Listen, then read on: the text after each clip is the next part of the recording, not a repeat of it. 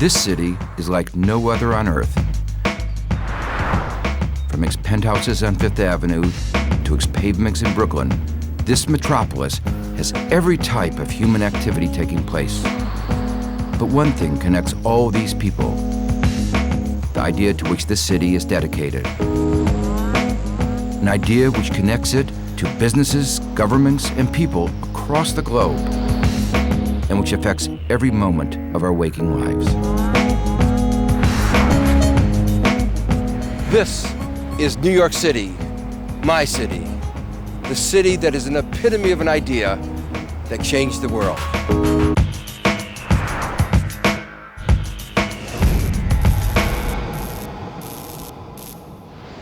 A bank is a place that will lend you money if you can prove that you don't need it. Bob Hope. My name is Joseph Stiglitz. For some time, I served at the very heart of the capitalist system. I was President Clinton's top economic advisor when his government presided over one of the biggest booms in American history, and I recently won the Nobel Prize for Economics. You might think that all this would mean I'm an unreserved cheerleader for the idea of capitalism, but I'm not. For while I believe capitalism is the only practical way to run an economy and a society, I'm also, like a lot of other people, worried about the way in which a particular brand of free market capitalism is being promoted around the world.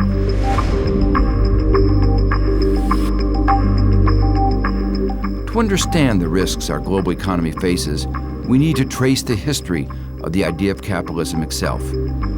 And where better to do that than here in New York? The history of this city and the history of capitalism are a pretty good match.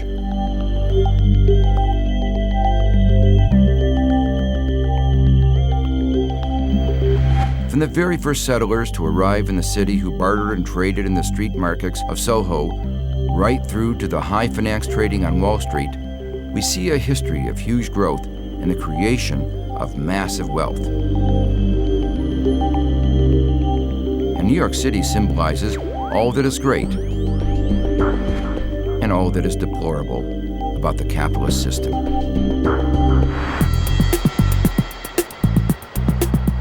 As I drive about the city, it's impossible to ignore the visible signs of capitalism in action. I see it everywhere.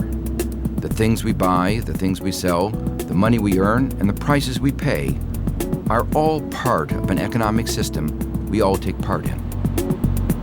Of course, people have traded and bartered since time immemorial. It was the Greeks who cut metal into the first coins and invented money.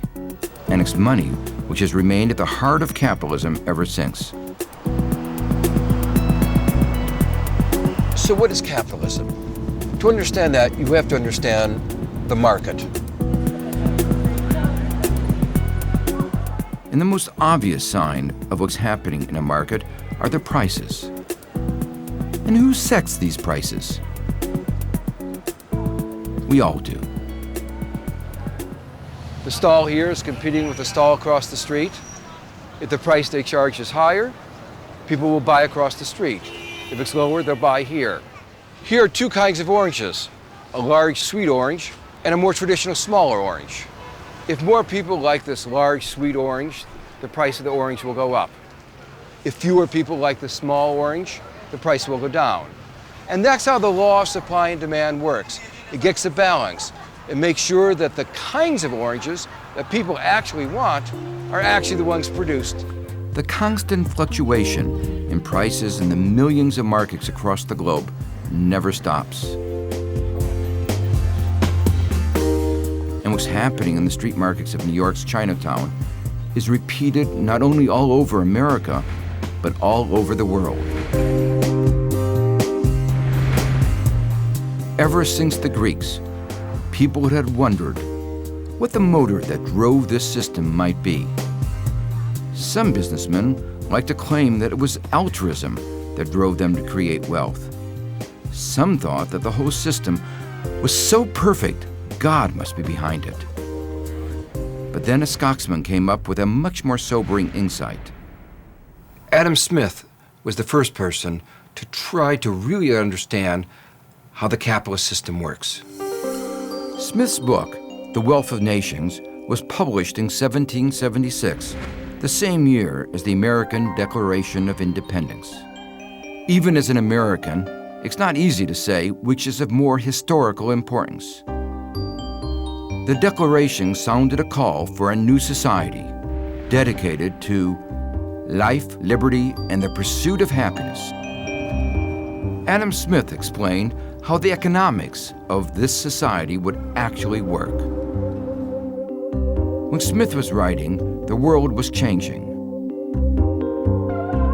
For the first time in history, industry, business, and commerce were taking place on a massive scale. Smith realized that certain things had allowed this to happen. Things like the rule of law, the nation state, banks and financial institutions had created the conditions for a thriving market. These factors gave people, Smith said, confidence to invest their money and to trade. But there was something even more mysterious, something that Adam Smith called the invisible hand. The enigmatic force which drives markets was, Adam Smith said, in fact very simple. It was the combined effect of millions of people looking after their own self-interest. It was this, not altruism or God, which created wealth. Acting in their own self-interest, people unwittingly generated wealth which would then benefit society as a whole. Or as Adam Smith himself put it, while every individual was working for his own labor, he intends only his own gain. And he is in this, as in many other cases, led by an invisible hand to promote an end which was no part of his intention, that is, the well-being of society as a whole. Adam Smith's work has been used to back unregulated markets ever since it was first published. But in fact, it's full of warnings. Capitalism, he said, didn't just generate wealth, it could create huge inequality, making some people very rich and others very poor. But at the time, the warnings tended to be overlooked, for capitalism was about to take off.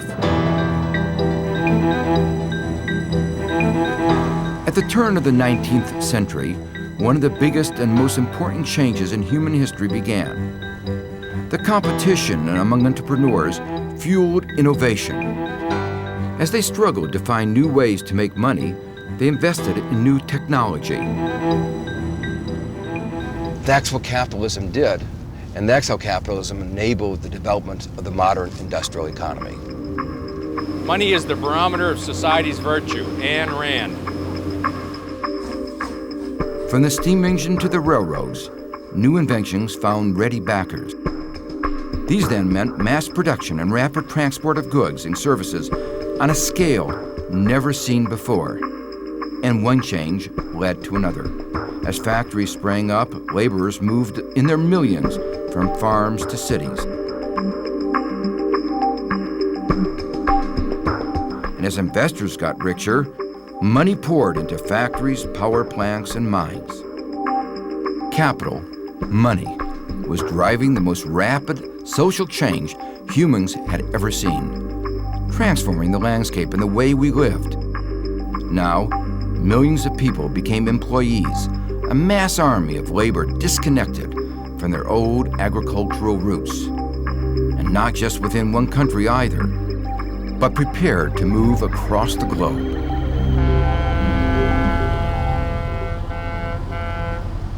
And this is where it all came together.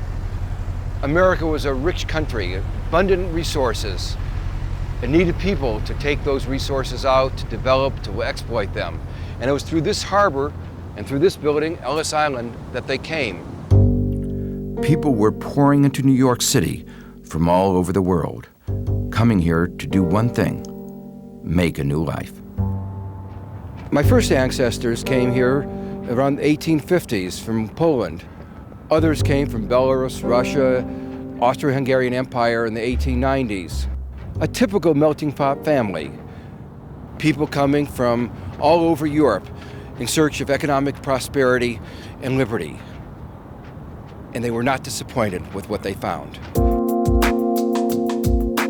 For it was here in the United States, with no aristocracy and no class system, that the entrepreneurial spirit would truly flourish. This water, this harbor, is where the goods that were produced were taken out of the United States and sent to Europe. And over there is the street, the most famous street in America, that made it all possible. Here on Wall Street, in the stock exchange, money was raised to finance the industrialization that was to make America the great economy that it was becoming.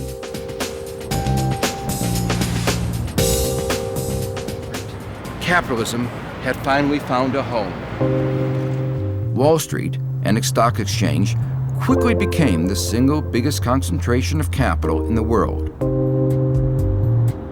The stock market is often thought to be a baffling place, but it's actually quite simple. The stock market is made up of companies. Each company is divided up into shares. These shares are owned by people or institutions.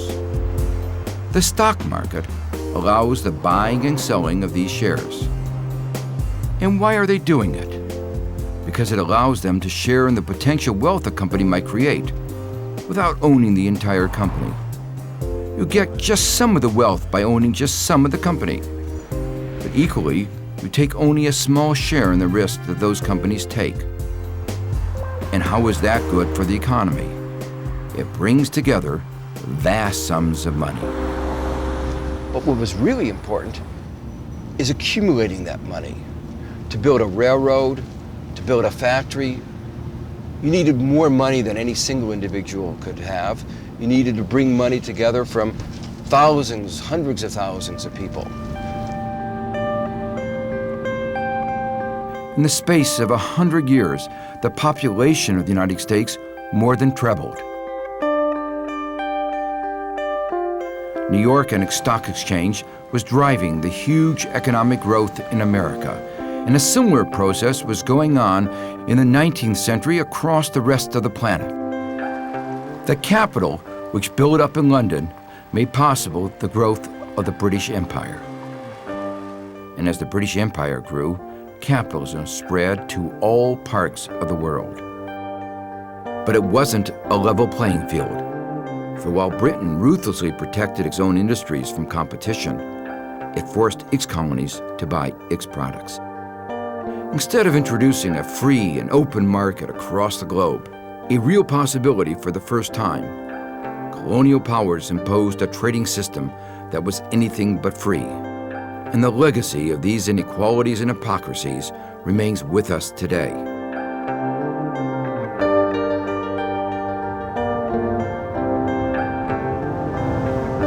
The rich colonial nations controlled markets to suit their own interests and created rival trading blocs whose natural resources and trading routes had to be protected by rival military forces.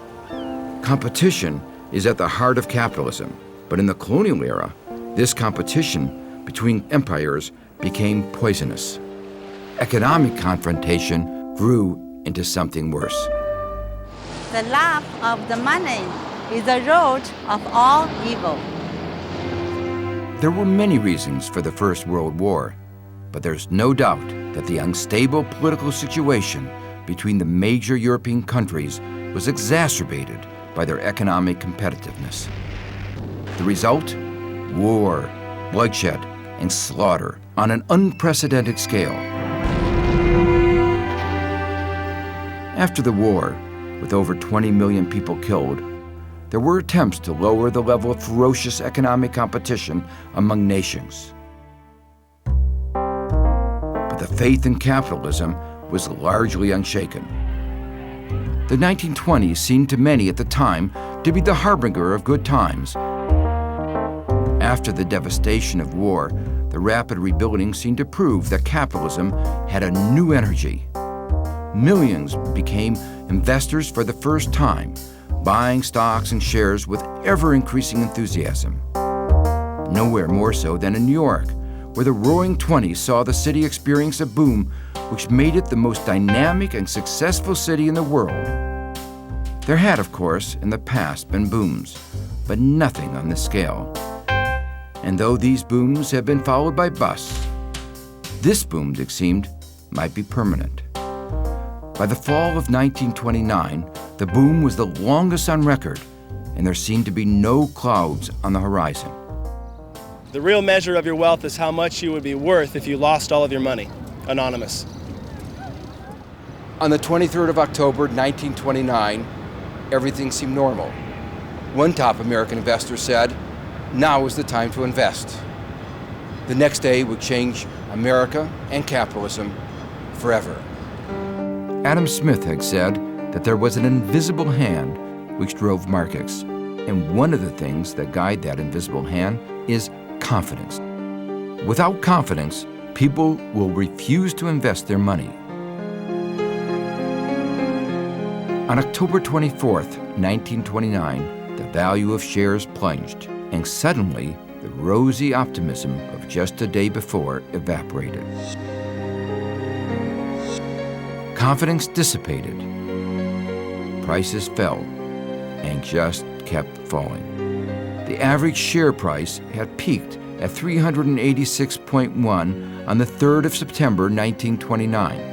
By the 8th of July 1932, the average share price had collapsed to just 40.5. The stock market crash brought the Great Depression. And with the Great Depression, there was a loss of confidence in the idea of capitalism itself. Industrial production in the United States almost halved in the 3 years following the crash. Adam Smith had said, people all working in their own self-interest would make the market efficient. But this was far from efficient. With massive unemployment and underutilization of resources, Smith's model was clearly wrong. For the first time, it seemed there was a flaw in the system of capitalism. Confidence in capitalism had evaporated. People were afraid to risk any more of their money. As President Roosevelt said at that time, "Let me assert my firm belief that the only thing we have to fear is fear itself." the meltdown of the U.S. economy was to be repeated throughout the world, with every capitalist nation experiencing problems of recession, depression, and unemployment. The forces that this unleashed would prove unpredictable, and in one country in particular, would lead to desperate measures and catastrophe.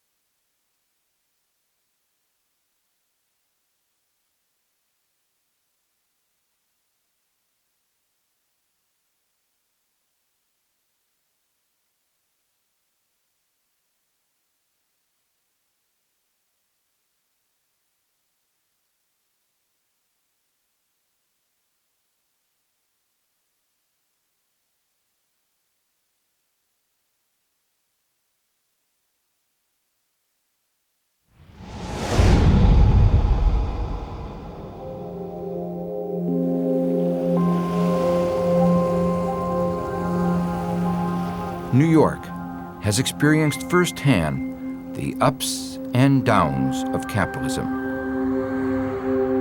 In the 1930s, following the Wall Street crash and the Great Depression, millions of people here and across the world began to wonder whether the very idea of capitalism was fatally flawed.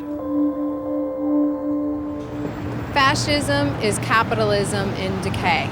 Lenin. The collapse in living standards throughout the 1930s led people to look for alternatives to capitalism. And leaders who seemed to offer a way out of the crisis drew huge support.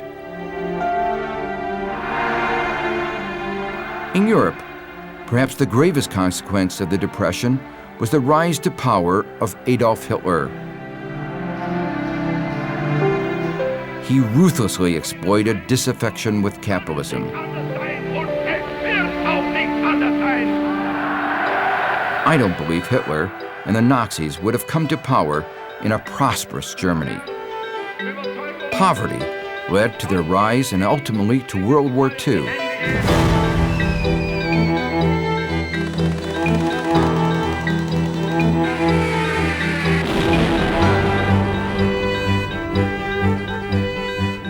Fortunately for us all, the eventual victory of the Allies ensured the future of capitalism. Now, though, capitalism would face new challenges.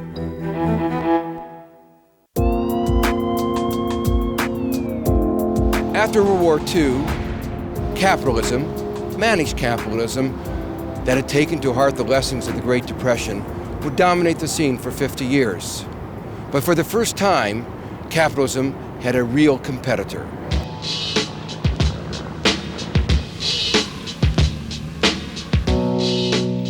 The Cold War, as it was called, between the communist bloc and the West was, in a sense, a long struggle to protect capitalism and all that it had done for the human race from this rival ideology. Communism was based on the principle that everything was communally owned. This was the complete opposite of capitalism.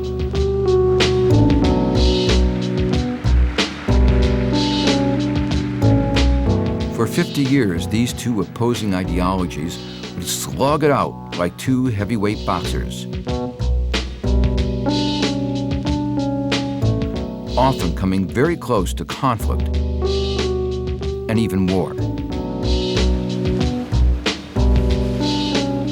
But the real battle was a battle over ideas about what kind of an economic system would be best to create jobs, promote growth, and ensure the benefit of that growth was widely shared.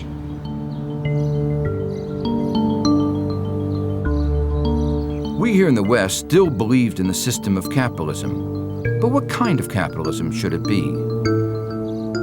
Unfettered markets, it was widely accepted, had failed. And so from now on, they had to be managed somehow. The very idea of capitalism had to evolve. Institutions like the World Bank, the International Monetary Fund, and the World Trade Organization were created in the 1940s to ensure the rational, smooth functioning of the different elements of the complex global capitalist system. People hoped these new institutions would prevent the worst extremes of old-style capitalism. Some even hoped that they would promote a fairer distribution of the world's wealth.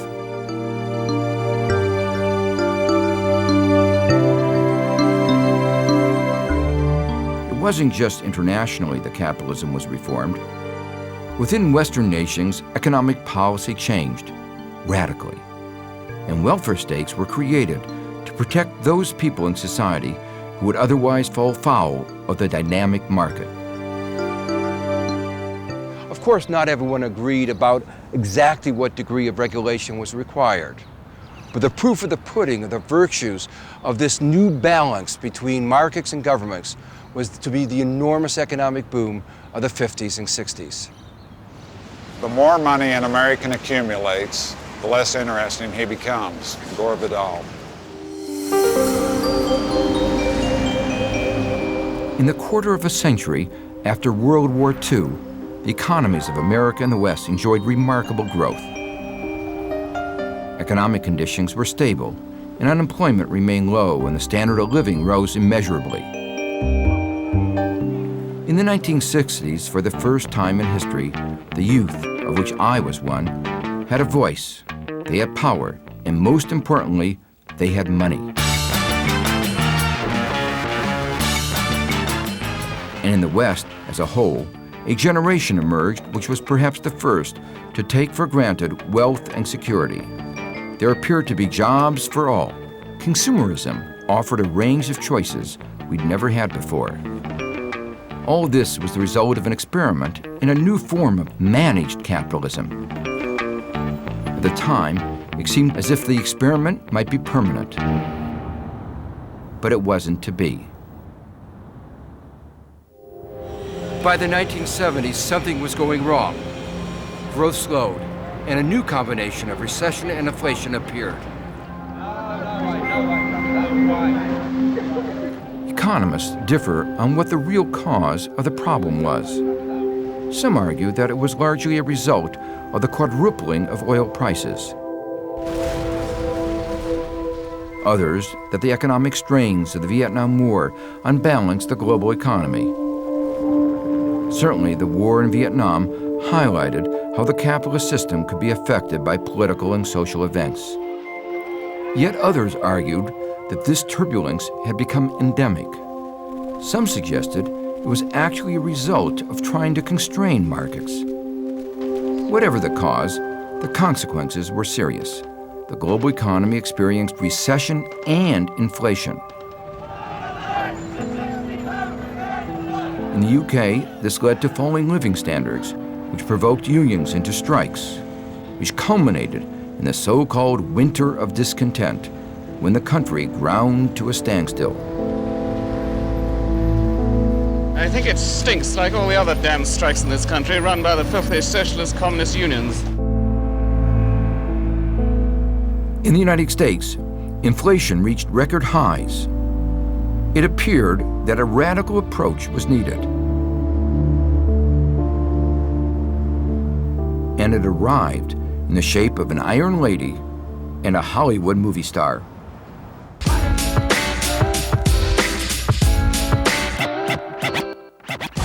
Margaret Thatcher and Ronald Reagan had a bold new plan for the world economy.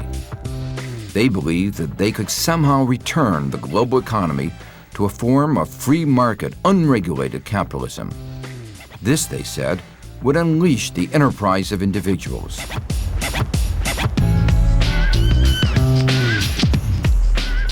Allowed to pursue their self-interest unhindered, citizens would create ever more wealth.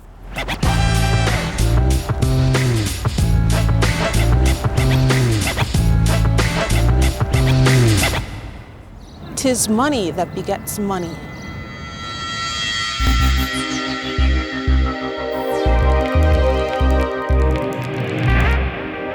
During the 80s, people were encouraged to make as much money as they could for themselves. A type of free market was revived by rolling back the state. Government said they would not interfere with the running of the market.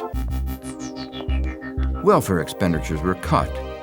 The power of the unions was drastically reduced, and public sector industries and services were returned to the marketplace through privatization.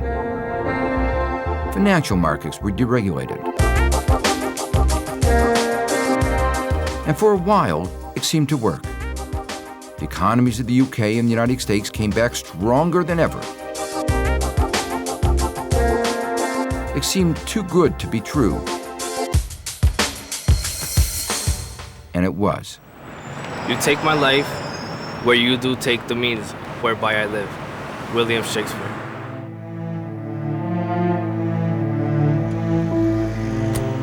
The free market approach created enormous wealth, just as that earlier pioneer of free markets, Adam Smith, had said it would do. But what the proponents of free markets conveniently forgot were his warnings. He said that free markets inevitably led to inequalities, and that's exactly what happened. Most of the wealth created went to a small percentage of the population. created a greater divide between rich and poor.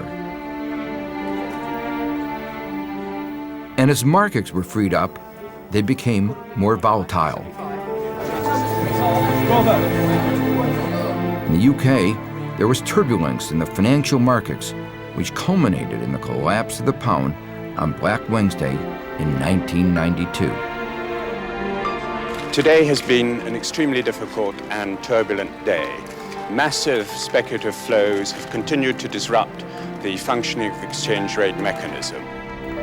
In America, too, the late 80s and early 90s were marked by financial scandals which contributed to a full-scale recession. The free market experiment had run its roller coaster course. Thatcher and Reagan wanted to return to a version of unfettered capitalism that had failed so often before. They had failed to learn the lessons of history. The stock market crash and the depression of the 1930s had shown a market left to run free can create huge wealth, but often only in the short term. In the longer term, it leads to a boom and bust form of capitalism, which is by definition as likely to increase poverty as much as wealth.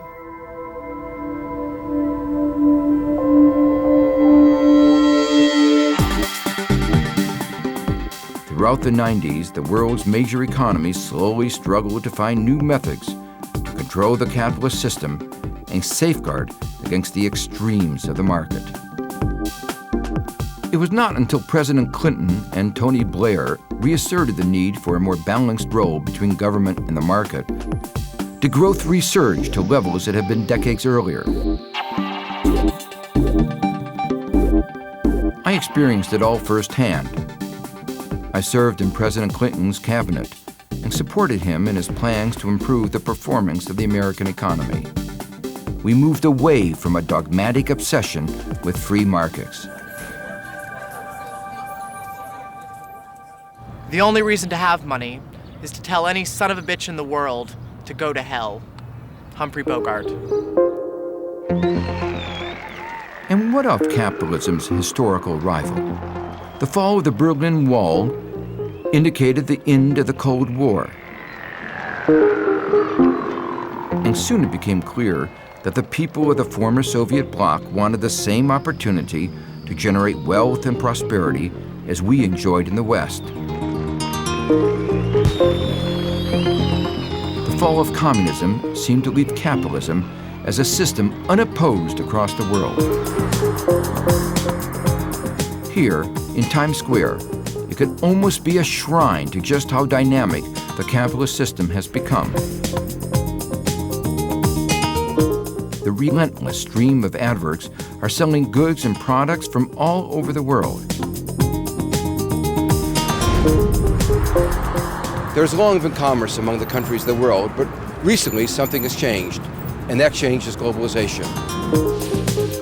The term globalization refers to the increasing economic integration and interdependence of countries and companies. Improvements in technology and transportation have opened up the world so almost any company can trade almost anywhere in the world. The result is that many companies have grown in size to become giant multinationals, economic behemoths which stride the globe.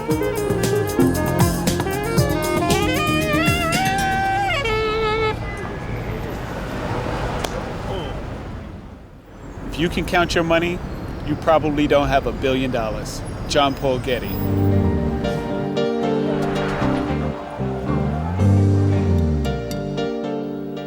Multinationals are able to pursue the aim of the maximization of profits, largely unconstrained. It's this hunger for profits which drives globalization. And this is globalization in action. Goods, people, companies from all over the world coming together. It's produced enormous prosperity here in the United States and in many of the other advanced industrial countries of the world. But many of the poorer countries have not benefited commensurately.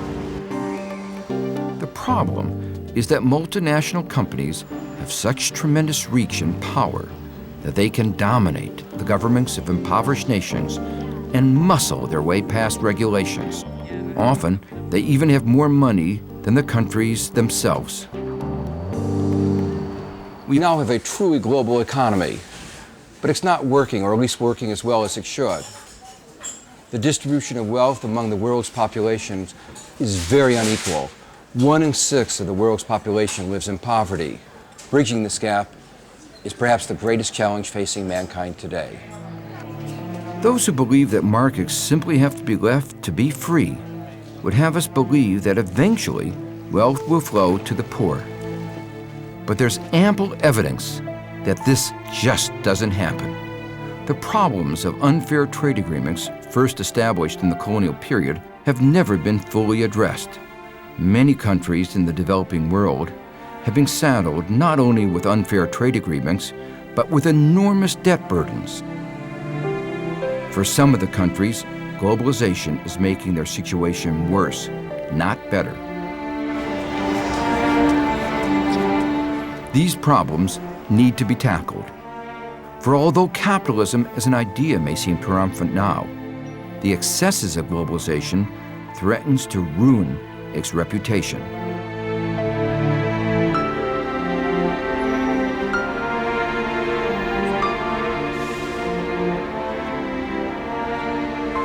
A generation has grown up which associates the idea of capitalism as globalization gone wrong. In effect, capitalism needs to win the hearts and minds of people all across the world. The dangers of not doing so cannot be exaggerated.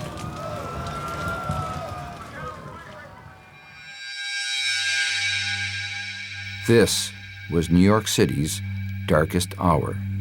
The attacks in the World Trade Center on September the 11th, 2001, were a direct attack on the two biggest symbols of the capitalist system.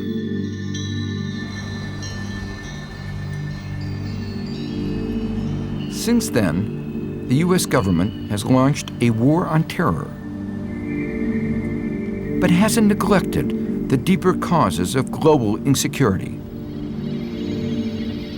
Last year, the United States spent $450 billion on its military and only $15 billion addressing the plight of the poorest of the poor. These poor countries and societies are destabilized by poverty and are often havens for unrest, violence, and terrorism. The future of capitalism is much more uncertain than we are often led to believe.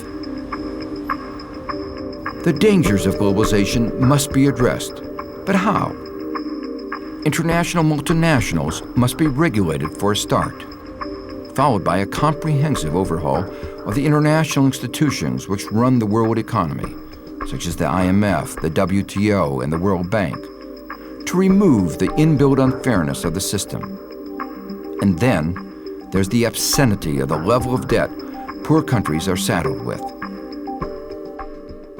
The debt burden on the developing countries is so bad that in many cases money is going the opposite direction from what it should, from the poor countries to the rich. The leaders of the world are finally getting around to the obvious answer. Why not just cancel it? Dinero, dinero, dinero. Tiene que ser divertido en el mundo del hombre rico. ABBA. The canceling of third world debt would require an enormous policy shift. But to allow the flaws of modern globalized capitalism to remain unaddressed would be to risk the future of the entire system upon which our own prosperity depends. Which is why I believe the democratic nations will tackle these problems. As Adam Smith pointed out over 2 centuries ago, self-interest is a formidably powerful force, and it's in all of our self-interest to make capitalism a fairer system, a system which provides genuine opportunities to more of the world's populations. In the history of mankind, the history of capitalism is but a short event. But the idea of capitalism has probably had more impact than any other idea. In the lifetime of my grandfather and his father, there's been an enormous transformation of the world and the way it's organized, all due to capitalism. It's been the most dynamic period in history, And it's not over yet.